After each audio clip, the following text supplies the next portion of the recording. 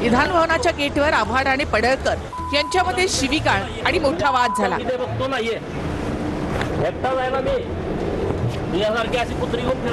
आव्हाड आणि संतोष देशमुखांचे बंधू धनंजय देशमुख विधिमंडळाच्या आवारात उभे होते।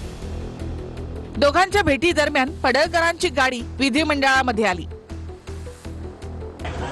यावेळी पडळकरांच्या गाडीचा दरवाजा आव्हाड आणि सोबत उभे असलेले धनंजय देशमुख यांना लागल्याचा दावा करण्यात आला।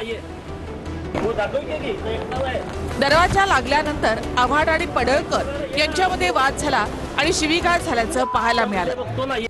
एकटाच आहे मी, तुझ्यासारखी कुत्री घेऊन फिरत नसल्याचं म्हणत पडळकर यांनी शिवीगाळ केली।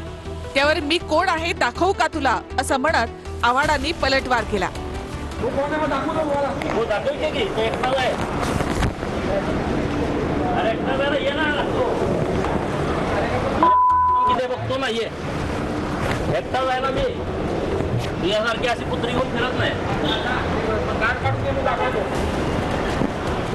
गाडीच्या आडवं यायचं नाही। गाडीच्या आडवं आल्यानंतर काय होणार? भविष्यातही असं संघर्ष आणखी वाढेल दोघांमध्ये। 2 दिवसापूर्वी देखील तुम्ही अर्बन नक्षल किंवा गाजा समर्थक म्हणून त्यांचा उल्लेख केला होता असं त्यांचं म्हणणं। अरे नक्षलच्या बद्दलचं जे बिल आलंय त्याच्यावरती मी भूमिका मांडत होतो, त्यामुळे त्यांना काय टेन्शन घ्यायची गरज नाही। तो नक्षलवादी आहे का? त्यामुळं काही चिंता करू नका, त्याला विचारा काय काय झालं। कशाला दरवाजा आमच्या दोघांवर घालायचा, कशाला गाडी आमच्या अंगावर आणायची? व्हिडिओमध्ये सगळं दिसेल ना काय झालंय ते।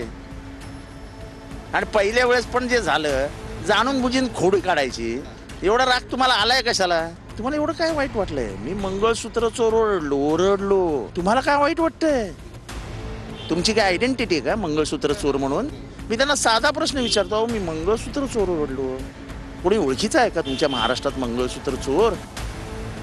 पण मंगळसूत्र चोर का ओरडलो त्याची कारण विचारा ना। मग कसली कारवाई कर म्हणा, काय करायचं? तुम्ही शिवीगाळ केला का तुमचा आरोप आहे तुमचा?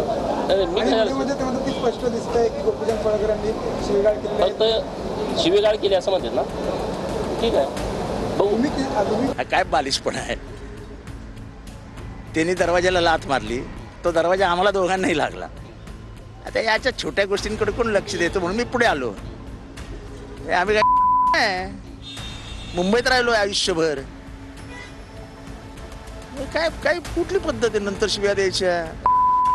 काय कोण शिव्यांना ऐकतो? कशाला दरवाजा आमच्या दोघांवर घालायचा, कशाला गाडी आमच्या अंगावर आणायची?